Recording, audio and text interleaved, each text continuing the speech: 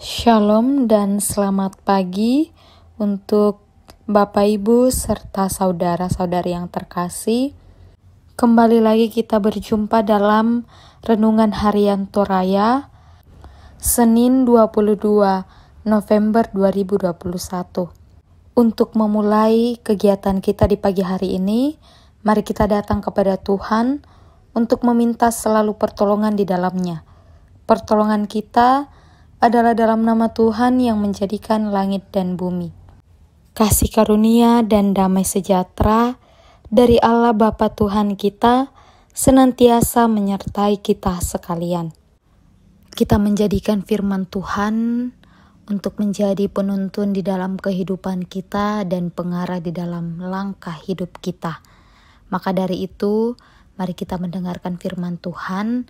Namun mari kita tundukkan kepala terlebih dahulu, kita satu di dalam doa, kita berdoa.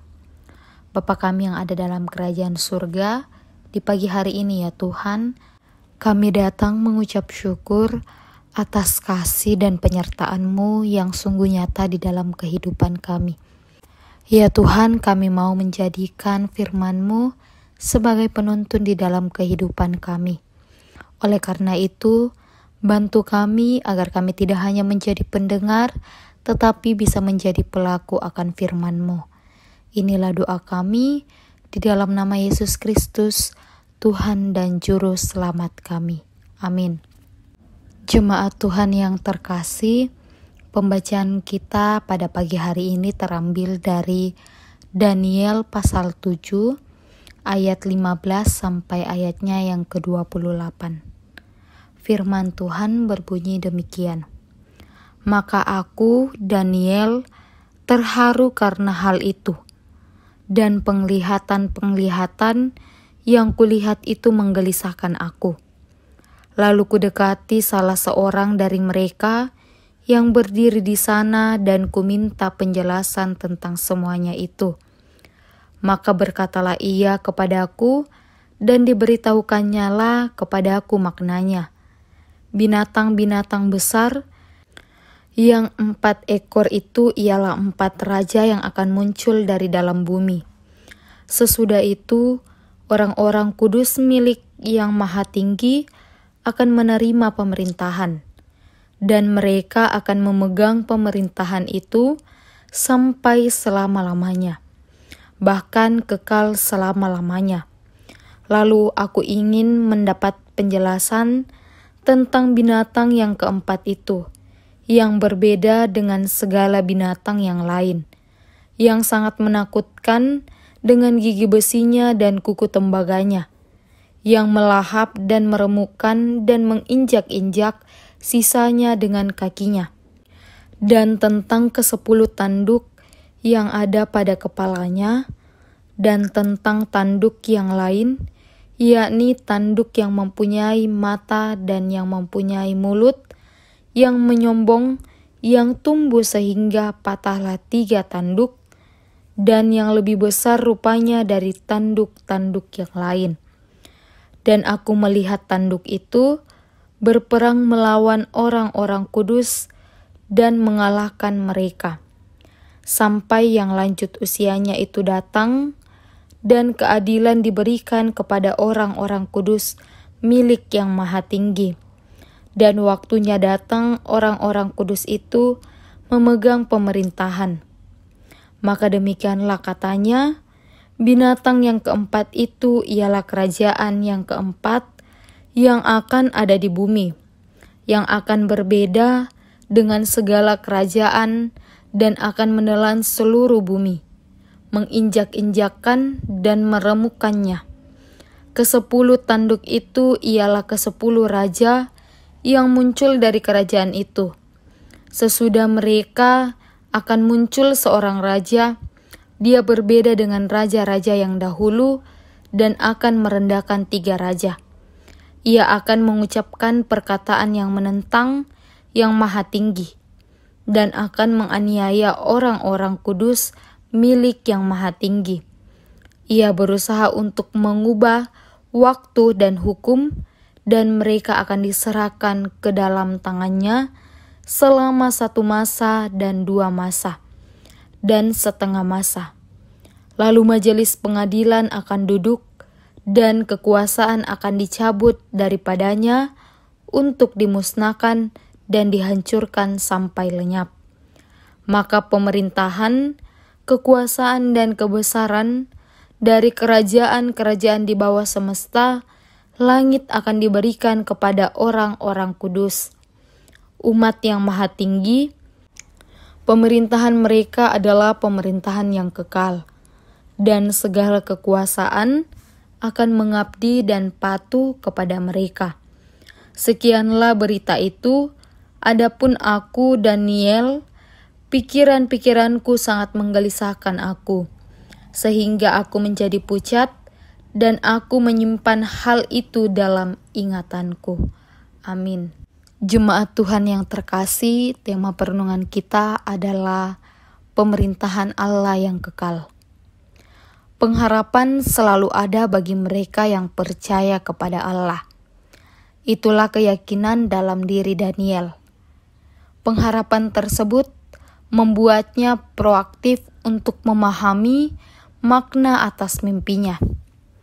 Ia ingin mendapatkan penjelasan tentang binatang yang keempat itu.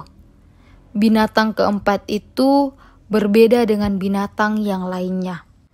Daniel yakin apabila ia mendapatkan penjelasan, maka hatinya akan tentram. Penjelasan itu membuat Daniel bingung, gelisah dan takut. Dikatakan bahwa binatang ini adalah kerajaan keempat yang menghasilkan sejumlah raja.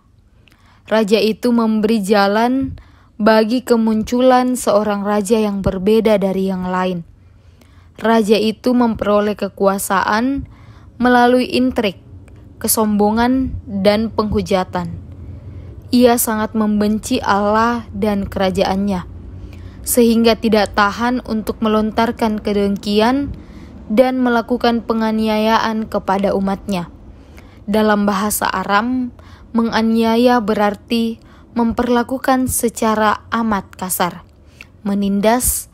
Selain menganiaya orang-orang kudus Allah, ia juga menganggap diri Allah. Sesungguhnya, binatang keempat itu adalah ciptaan dan bukan pencipta. Kekuasaannya tidak abadi karena diperoleh dengan cara menebar kedengkian, teror, dan penganiayaan. Majelis pengadilan yang maha tinggi akan mencabut kekuasaan dan menghancurkan binatang keempat itu. Sementara pemerintah Allah adalah pemerintah yang kekal. Semua penglihatan Daniel terpatri dalam dirinya, sebab di dalamnya terdapat pengajaran, teladan iman, dan janji Tuhan baginya. Penderitaan, kekacauan, dan pergumulan berat di dunia terkadang sangat mengerikan. Berbagai tindakan intoleran, kekerasan, penolakan, penganiayaan, dan sikap tidak manusiawi terhadap pengikut Kristus terjadi di berbagai tempat dan zaman. Dalam keadaan seperti ini, umat Allah diajar untuk berserah diri dan berjuang bersama Allah dalam kesalehan dan keteladanan, karena sejarah akan mencatat bahwa hanya pemerintah Allah saja yang kekal dan tidak bisa digantikan oleh kuasa dari dunia. Maka dari itu, mari kita selalu mengingat bahwa kuasa Allah lebih besar dari apapun. Amin. Kita telah mendengarkan firman Tuhan, mari kita kembali menundukkan kepala, kita satu di dalam doa kita berdoa. Ya Tuhan, tidak henti-hentinya dan tak putus-putusnya, kami mengucap syukur kepadamu. Terima kasih atas firman yang masih boleh kami dengar di pagi harimu yang indah ini. Ajar kami untuk selalu mengandalkan-Mu di dalam kehidupan kami, karena kami yakin dan percaya kuasa-Mu sangat kekal, yang mengartikan bahwa tidak ada kuasa lain yang lebih besar dibanding kuasa Allah. Ya Tuhan, di dalam doa kami ini, kami datang mendoakan segenap jemaat-Mu, terkhususnya jemaat Tamalan Rea. Engkau berkati pribadi lepas pribadi di dalam kehidupan mereka Tuhan.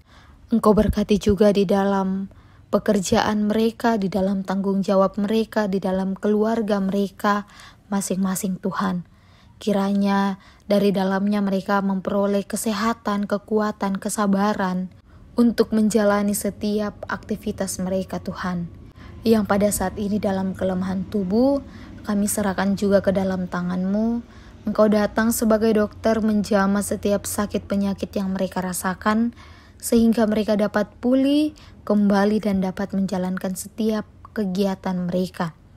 Yang dalam pergumulan Tuhan, Engkau kuatkan mereka, Engkau datang sebagai perisai di dalam pergumulan mereka, menjadi jawaban di setiap pergumulan mereka.